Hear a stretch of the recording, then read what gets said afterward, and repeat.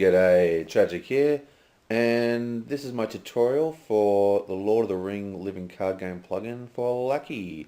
So let's get right into it. Now before I get too into it actually, if you look at the description at the bottom of the video, you know, like the video description, there'll be like an index and you can use that to jump around the tutorial. Now I'm going to try and be really direct and make every little section quick, and hopefully we can get this done and have it nice and searchable rather than me just rambling along, which is something I'm good at.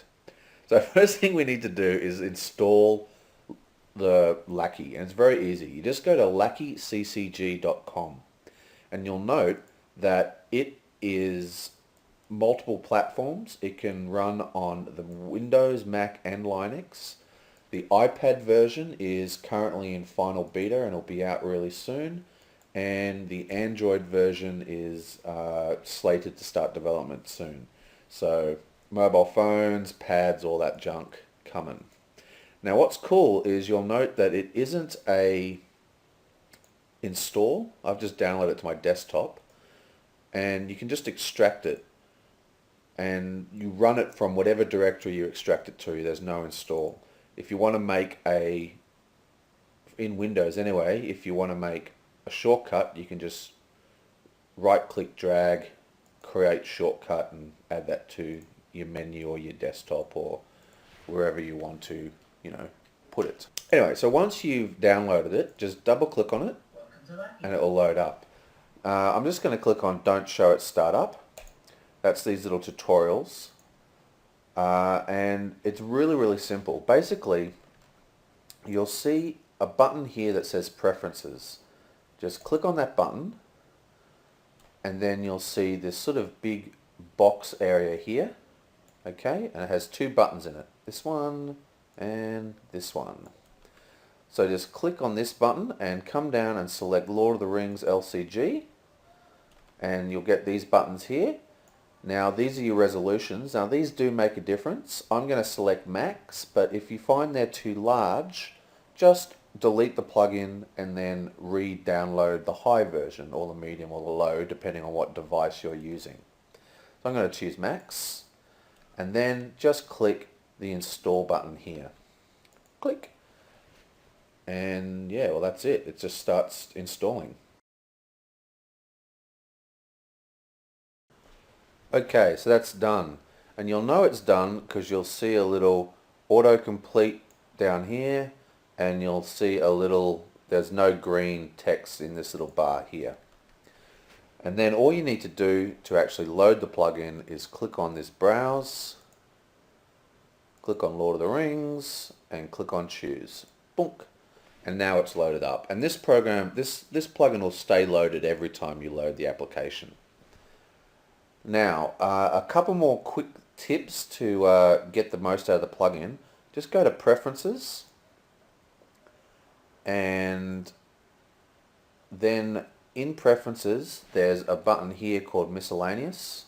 Click on that and just turn off mouse over tooltips and turn on auto clear cards when moved off the table.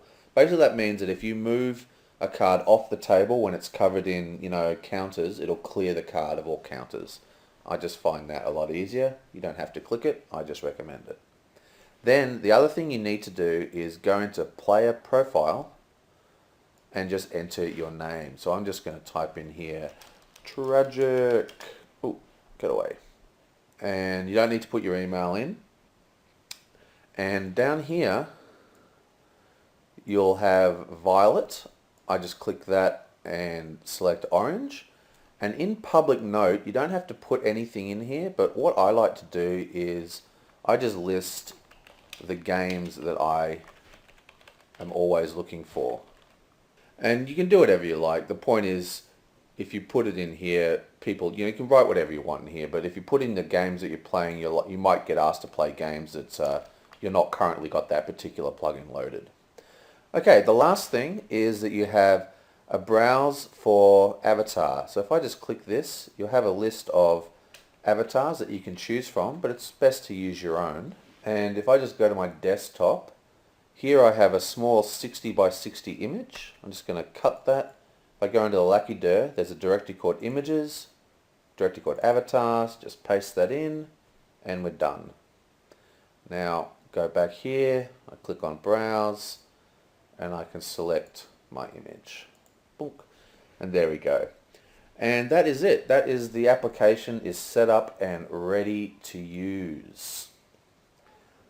Okay, so let's, actually there's one more thing I'll need to do. Okay, so what I've done is I've just loaded up 2 cards, and you can see that this is one of the censored cards. I'll just pull out 2 cards here, and you can see one is a quest card and the other is just a normal card. And as you can see, the quest card sort of pops over onto the main table, and some people don't like that.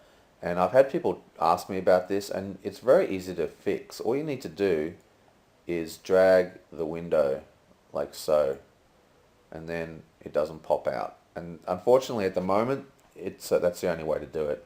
Now the other thing is, this is now popping down like that. But if you like, and this is what I do, you can go to Preferences and go to Appearance, and then come down to Card Viewer, just tick that. And now it'll stretch that card view to fit the screen. And I like to just pull this down like so. And then I have a nice big one. And that way it doesn't matter what size the cards are on the table, because I can always see them very, very clearly. Okay, so that's all you need to know to set up. Let's get to how to use the deck editor. Okay, so let's have a look at the deck editor. So we'll just click on the deck editor, which is this thing here. Click. And the first thing we're going to do is just have a look at how to load the standard decks. So we're just going to click here, and we're going to click on the Browse button, which is this button here, and you'll see a mass of decks. Okay, and I'm trying to think of a new way to organize this. If you can think of something cool, let me know. But basically everything is numbered. Things that have 00 are custom quests. So all of those are custom quests. Then 000 is where we're going to put Saga encounter decks. And you can also see that everything is listed with E and N. E is for easy, N is for normal, and then later H for hard once the Nightmare decks go in. So if we come down and we want to do Journey Down the Udan, that was in core, which is in the first set. So it's in 01, and we've got the easy, or we've got the normal, and you just click on these and load them. So we're going to go, say we want to do, let's do Watcher in the Water. That's one of my favorite quests. Come down here, it's the 5th series that was released. Okay, so we had core, and then whatever. So we just click on it and load it. Let's get the normal version, and we just go choose, and it loads it into our hand, as you can see. Now what you might notice is up here there's all this green text, and that is the application will download the card images as needed. You never need to preload the images. So what we're going to do is, you'll note that there's various, when you load a player deck, it fills up players and heroes. And when you load an encounter deck, it fills up these 4. Encounters, second encounter, quest deck, and aside. And the way you get these into your main program is by just right-clicking this load button. Okay? So if it's a counter deck, we just go boom. There's nothing in second encounter, so quest deck, aside, and now we're ready. Okay, so let's just go to, so we come down here, and now you can see that our quest deck has 2 in it. We've got 43 cards in the encounter deck, and we've got some in the aside. So what is aside?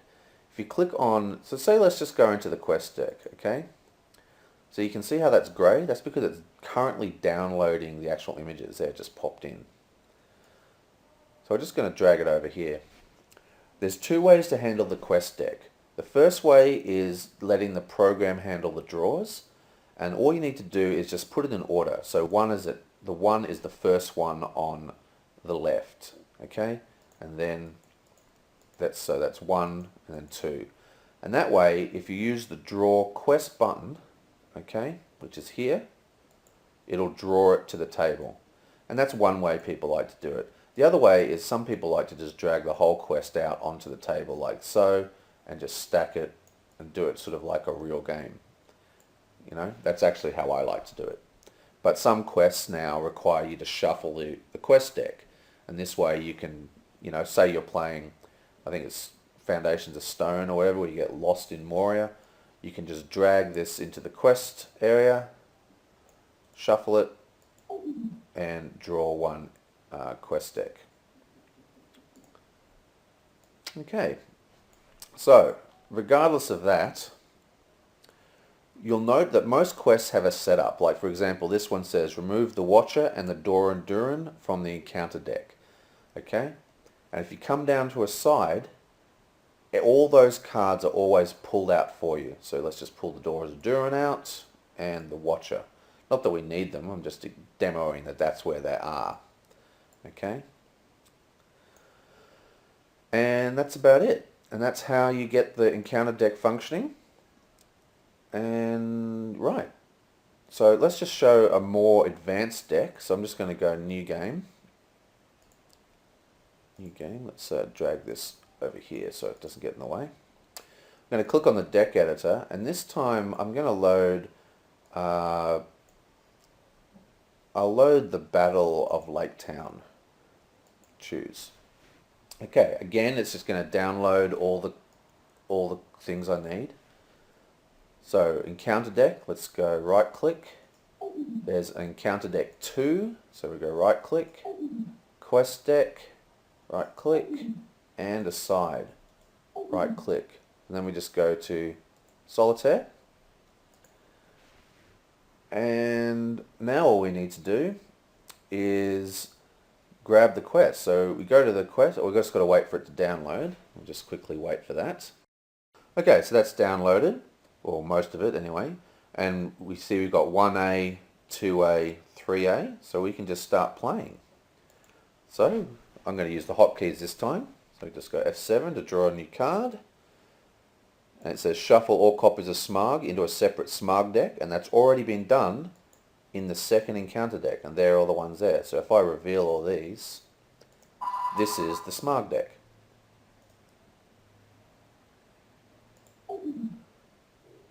And yeah, and in the aside, of course, you have Lake Town itself. Okay, so that's all very well and good. We know how to get the encounter deck loaded. How do we use the encounter deck? Well, this is very, very simple. Basically, there's a number of buttons down here, okay, that you'll want to use.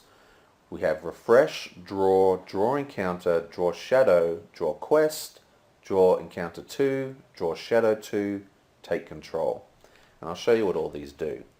Basically, let me just quickly, you can create your deck manually, or once you save a deck, say this is a player deck.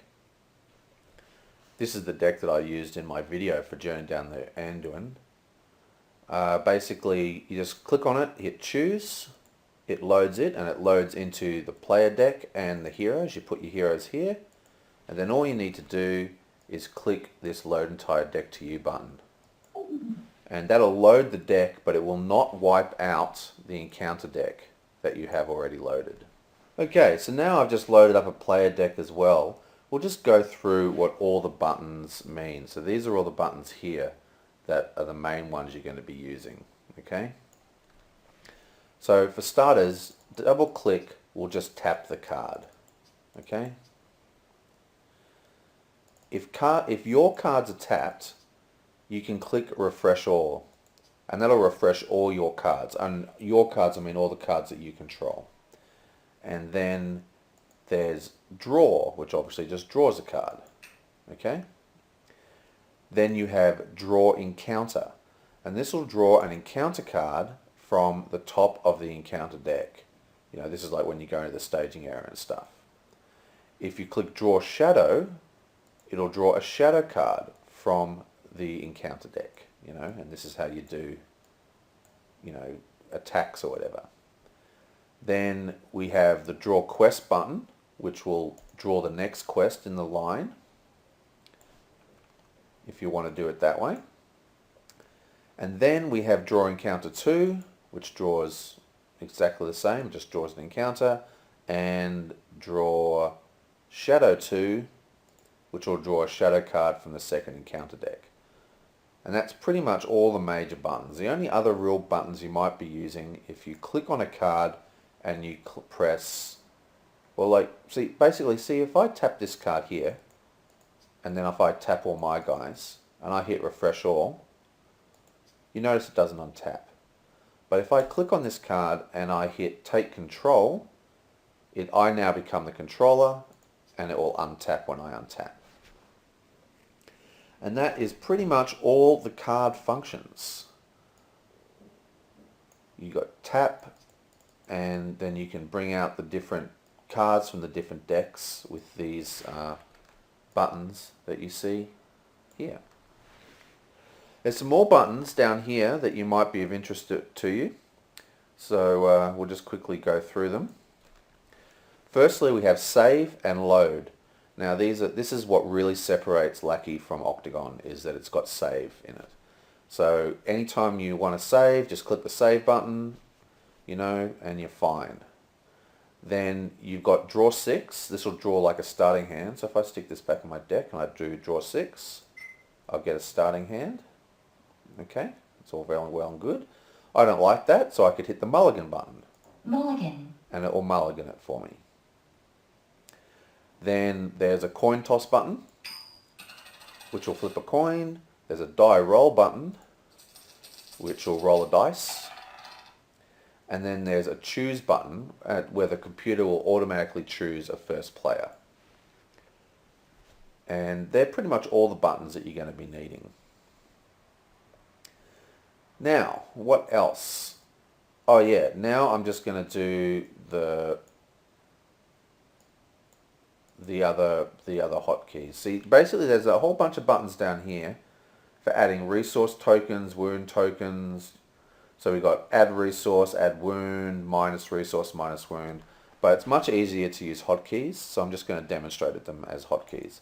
Basically, I've set it up so you can have your mouse on the have your hand on the mouse, and then you can use your other hand on the keyboard, and it's nice and ergonomic. You never need two hands for the keyboard. So I've set it to, for the resources, is just Alt-Q, and that gives resources. Boom, boom, boom, boom, boom. And then Alt-W adds wounds, and Alt-E adds progress tokens. It's that simple. So Q, W, E. And then to remove them is just Control the same keys. So Control Q removes resources, Control W removes wounds, and Control E removes progress tokens. I've also added some generic tokens with Alt A, Alt S, and Alt D. And I usually use these when cards are having their stats modified. So if I want to say that this has actually got an extra, I don't know, this card now has 5 health and 4 defense and 3 attack. And it's just, that's the way I use these, but they're generic, so you can do whatever you want with them. So it's exactly the same. So it's QWE for resource, wound, and quest, and ASD for the tokens, and it's Alt to add them and Control to remove them. Okay, so while I'm doing the hotkeys, let's just do a few more hotkeys. Basically, it goes pretty much F1 onward up here, okay? So F1 is refresh, F2 is draw a card, F3 is advance the phase, F3, and F4 will go backwards if you need to. Refresh combat. F5 draws an encounter card, F6 draws a shadow card, F7 draws a quest card, F8 draws from the second encounter deck, and F9 draws a second shadow card, and F12 advances the turn. Now what's important to remember, and this is one of the reasons this is awesome over Octagon, is that every time you do a new turn and every time you advance the phase, Plan quest trap encounter. it does an autosave. So if you ever crash, you can always get back to where you were. Now, a lot of people don't use the phase counters because once you get really good at the game, you don't really think about it because it's all ingrained. But I strongly recommend using the turn counter because not only does it record your turn numbers, which is very, very handy for when you're doing your scoring, but it also will autosave, which is, fantastic. Also, I forgot to mention, there's another little area here where you can score your victory points if you don't want to write it down. And you can put your victory point cards here if you wish. There's a little deck area just for your victory points. Okay, well that's all very well and good. Let's just have a quick look at how the game interface works. So let me just draw let me draw another 6 cards, and I'll just draw a couple of encounter cards onto the table, and then I'm going to stick them in my discard. Okay, so what I've done is I've just put a few cards on the table. Now, when you discard a card in this game, the easiest way to do it is just to grab the card and just drag it to the deck zone. So if I want to discard this, I discard it in the encounter discard, and I just let go. And that's all you have to do. So if this guy gets killed, I just drag it down to discard. Clunk. And there's my discard pile, and there's the discard pile of the encounter deck. Now also, there is a number of little functions up here. See this little area? You can hide this by clicking on this little button if you like. But anyway, you can click on zoom. So you click on the zoom button and then click on the thing and it will zoom out the entire view, and you can use the mouse scroll to do that as well. And this is handy if you want to put things out of play. You can just drag them off the table and then click 100 again and it goes back into play. Let's pull some more cards out. Then there's a scale button. You can click this and make the cards bigger or smaller, however you want to do it. So when you've got large views like this in the side, you can have your cards relatively small and have heaps of screen real estate if you like. And the interesting thing about Lackey over Octagon is that people can have their own setup with their own scale and they'll seamlessly work together because it's all about center size. So just use whatever you need. Pan doesn't matter, tilt doesn't matter. Tilt's like if you want to, that's mainly for miniature wargaming. You can even stick your cards up, but they have to be designed for it. Anyway, so that's that major bit of the interface, and there's some more interface stuff going on over here. Over here you'll see another little button. So let's just click that. And you'll get another sort of area, and basically what this is, all these things here are the same deck zones that you see in this area here. So what I like to do is I like to set this to say the encounter discard pile, and then I just make it small so the cards just go in there, and that way if I discard a card, now I can keep an eye on the discard pile quite easily.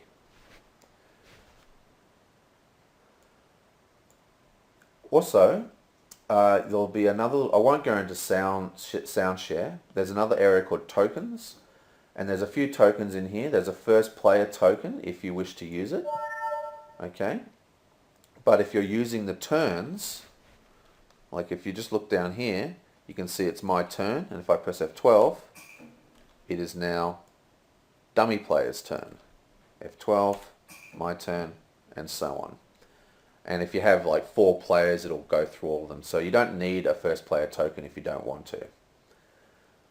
Also, there is a helper card, and this is just for a bit of fun. It's not absolutely needed, and I use it for keeping track of quest power, because I always forget how much. I end up like counting the cards like 15 times. You know, like what was my quest? Okay, that's, you know, you count the will, then you count the threat, and then you count the will.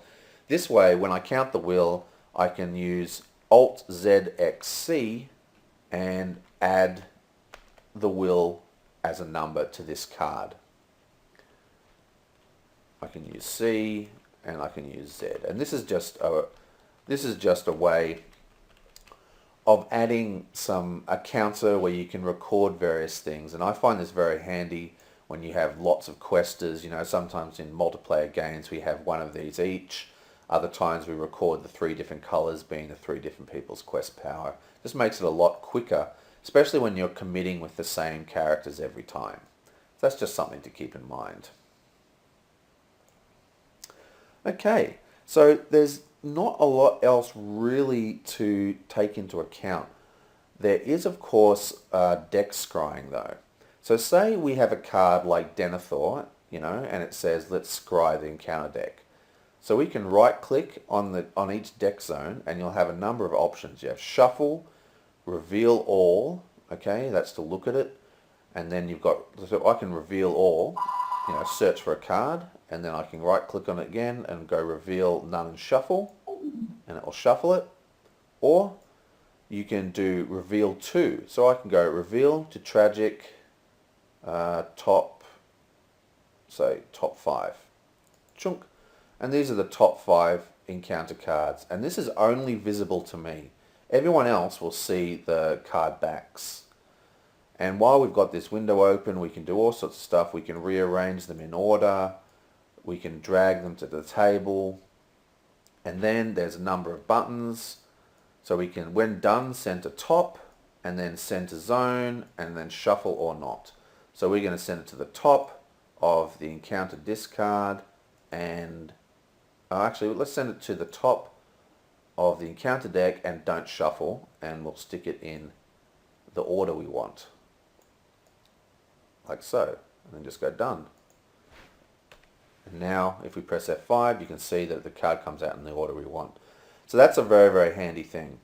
And if you right click on a player card, you will get all the options. So to add wounds, you know, or add resources, you can do it that way, and you can drag select. I might just scale these up a little bit so they're a bit more visible. Okay.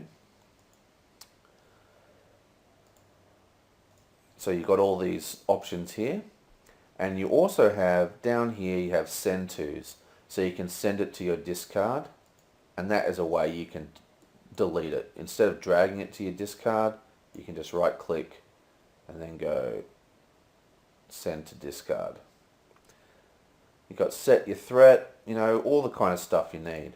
So say we cast Flight of the Eagles, we could right click on our deck, go reveal to owner top 5, no eagles, so we go to the top of player deck and shuffle. Okay, so that's pretty much, oh wait, there's one more thing. A lot of players are interested in playing two-handed decks, okay, and you can do that very, very easily in this game. So I'm just going to start a new game, and what I'm going to do is I'm going to load up a deck into one area, and that's how you load, okay, and you can see my deck is loaded, and you can see over here I'm tragic and I've got a dummy player, so I can just click on the dummy player and I am now playing as the other player. And you can see I suddenly don't have any cards. Okay, so if I just put in, so let's just put in like tons of this card, whatever it is, a bear patch. Let's just put in 20 copies of that, and I just hit load deck. You can now see that I have a full normal hand, so I can play as that guy. And then when I'm done, I can go back to tragic and play as him. Very, very, very easy. And if I didn't want to do it that way, you could even, because you're playing by yourself, use these buttons here. Okay? So you, instead of clicking on the actual dummy player, you can actually just click here to see his hands and just reveal it to all. Reveal to all. And now I can see his hand. Okay, we want to play that. I'll minus his resources. And then I'll play this on him. And that's a good way of playing two decks at once. Okay. Now the only thing you've got to work out is, because I'm playing as Tragic, when I do refresh all, it'll only refresh my cards. So the way you can get around that is, of course, refreshing all on both of them. Or you could just take control of those cards as well. And now all the cards are refreshed. So that's a really easy way to play two-handed solo. Finally, for the server, it's very, very simple. All you need to do is click on the server button and then click on this big massive button, and boom, you're connected. You'll have a list of all the people playing, and here you'll have a list. See this one that says plugin? That'll list anyone using the same plugin you are. So if you just click on that, you'll get a list of all the people using the same plugin, and you're ready to rumble. Just go host a game and get going. Oh yeah, I also forgot to just talk about the marking. If you go Alt-1, you enter draw mode, and if you drag on the screen, you'll draw these little arrows. And these arrows are actually colored to how you set up your profile. So if I go back to my preferences and go to my player profile and I switch to, say, I don't know, how about I go to violet. Violet, that's a nice color. And now I draw, it's in sort of like a purpley violet.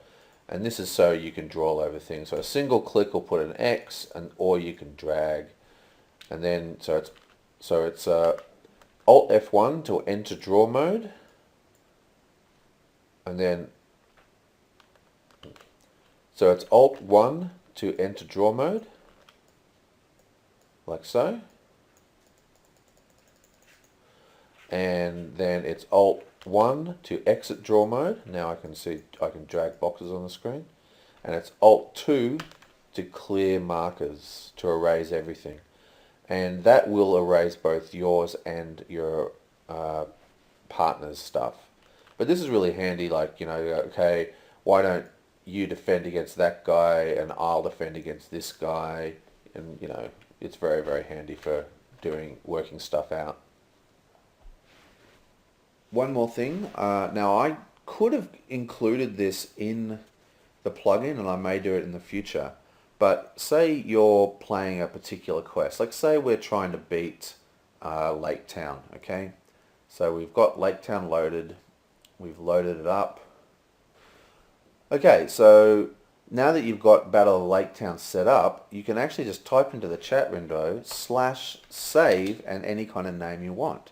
For example, the Battle of Lake Town. And now it's saved. Okay, so if I did a new game, I could now just go /load the Battle of Lake Town, and it will load it up. And this will work for multiplayer games. And if you're so the save system is really advanced. So I've given you a generic save where you can just quickly save, and it will auto save every time you advance the turn and everything. But you can also save setups. Okay, and that's pretty much the whole of the Lackey plugin. I'll try and cut this together so it's quick, and I hope you like it. And yeah, I might actually make save game files for all the decks. See what that works like. Anyway, I'll catch you guys next time. Have fun. Remember to support FFG. Those guys, they need money. They're broke. They're running out of money. But no, seriously, they're a great company. Support them. Oh, one more thing I forgot to mention. basically, if you haven't heard of this, then you should probably get on the case. There's a guy called Zorbec who makes a fantastic series of deck builders for Call of Cthulhu and Lord of the Rings, a living card game, as well as the Lord of the Rings Decipher game. Now, it's by yards the best deck builder I've ever seen, and I've been using deck builders for, since before there were web pages, and like this one is just fantastic. So it works really, really simple. You've got filters, and in your filters, right, so let's just reset everything. You can go extensions and just tell it what cards you want to use, so you can type in your card pool, and you can actually expand this and pick individual packs. Then you can, list them by, I only want to see leadership, or how about I want to see leadership and spirit, or how about I want to see leadership and spirit but only see, I don't know, Gondor, And so the filters are really, really strong. Just have a play around with them. They're extremely powerful. But one of the really powerful ones is capabilities. So if you click capabilities, these are like sort of custom filters that Zorbec puts in himself just because he's a bit of a freak. I don't know, but he's a legend. Anyway, so like say we want to go to threat and we want to go decrease threat counter, and we just click on that, and it will list all the cards in your card pool that decrease threat. Okay?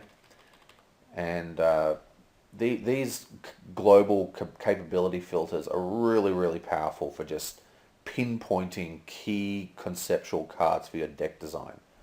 It's absolutely amazing stuff. So, all quest locations. So what have you got here? Let's just reset that, and let's have add quest tokens. And this shows us a bunch of quest token adding cards. You know what I mean?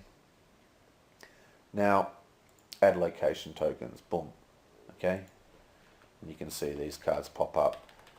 So, very, very powerful. Definitely make sure you check that out. So, over here, it's a little bit weird. Basically, you have all these sections, okay? You got the card. This is the application itself. So you click on here for cards, and it's also got the French version as well. I've got the English card version installed, and the link will be in the description. Okay, so in addition to that, while you're doing your deck building, you can click on this thing and it will bring up all the quests, and you can just, and this is a way you can read your quests and, so just so you know what's coming up, know what you've got to defend against or whatever, right? But even better, you can click on this one and it'll show the card pool, but not of, the player cards, but all the bad cards, okay? So this is like the player pool of the encounter decks. And you can, of course, just click in the filters and all the same things. You've got attributes, traits, capabilities. Now, I haven't used this much. The only time I've ever really used this is when I was designing a custom quest using all these traits things. But one thing it is good for is if you click on filters, you can then click on scenario, and it'll just choose the scenarios for you from what you've got selected. So if I go hunt for golem and I click scenario, it should show me just the hunt for golems. Okay, and now you see just the hunt for golem encounters. So if I go down to road to Rivendell and then I hit scenario, it'll show me just the road to Rivendell quest cards. And this is vital for deck building, I think, this ability to be able to just quickly check out the quest. So you're building away, you're looking at your card pool and you go, well, actually, what what kind of threats have we got? You know, what is the average threat? You know, and then you can, of course, use all the filters, so all the cuts. So let's sort these by threat. Oop, I'll sort these by threat. Let's do it so the highest threats at the top. Okay, so we got a 5 threat, 3 threat, 3 threat, 3. You know, so already we can tell that this quest is going to need some pretty decent questing power. And over here it says set quantity, and this will tell you how many copies are in the encounter deck. So we know there's like 4 copies of this Black Uruk guy. We know there's 5 copies of this guy. So we need some pretty heavy combat stuff going on here.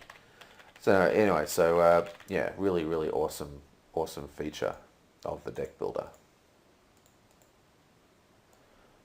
This thing here is your personal deck. This is the deck that you're actually constructing. This here is the player cards. So when you say, let me just reset again. So I've got this actually set up with card sorting. I've got it set to type, sphere, number. And that way, so we've got, well, I could put to type, sphere, title. That might be better. So now we have all the heroes, then all the allies. They're all in the order of their, you know, but you can also, you know, I want to see, how about I just want to see the cheapest. So I'm just going to go cost. Nyunk, up the top.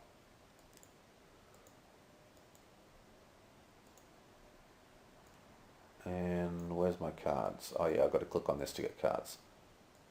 And there you go, 1 cost. Oh, cost. There. So I click on cost. There's 0 cost events. And that's the way to go. But I find that if you're looking for most filtering options, I find personally that type, sphere, title works really well, because you can also go into these filters, say to attributes, and just say I only want to see everything that equals 0 or 1 or 2 or 3. You know, and these can all be combined. Like I said, extremely powerful. Anyway, so when you're doing your things, you can just come down here and click on these cards, and they'll put your heroes in. And then you can come down to your allies, and once again you just click on 1 to 3. Then you have this other little button, which a lot of people don't really notice. It's called the scratch pad, okay? And so if I click on this for the scratch pad, when I go into my deck, it hasn't added it to the deck, but it's added it to this little area here called the scratch pad, where you've got, and this is where you can put all the cards that you're umming and ahhing about, you know, and that way when you build your deck, you can have your variants in the same deck and just swap them in and out and quickly test them. It's fantastic. So let's just quickly load up old deck. This is again that deck that I was using in the video, and it's got a number of really cool functions here. So it's got save as, it's got its own filtering, so you can, you know, sort them however you like. Plus it has a simulate deck draw, so you can, you know, do simulation draws. It's also got a probability calculator, so it gives you a chance of drawing the cards. You know, you can see your actual physical chances. Like for example, you know, if you want to make sure you get a greeting in your opening hand, like I did in my thing, you can work it out. Very good, very good tool for deck building. And what's important for Lackey is that if you click on this little export button, you can also print out these really fancy looking pages. You can even print to HTML and stuff. But what you can do is go export, and there's a number of export options. You can export to clipboard, you can export to text files, you can export BB codes that just paste directly into forums. But what you can also do is export file, export Lackey, just click OK, and then just save it. And that's exactly what I did before. So I saved journey there, right? And then in Lackey, all I need to do Much that once was is lost. is go to the deck editor. I just click browse and just load it up. Chunk. And I'm ready to rumble.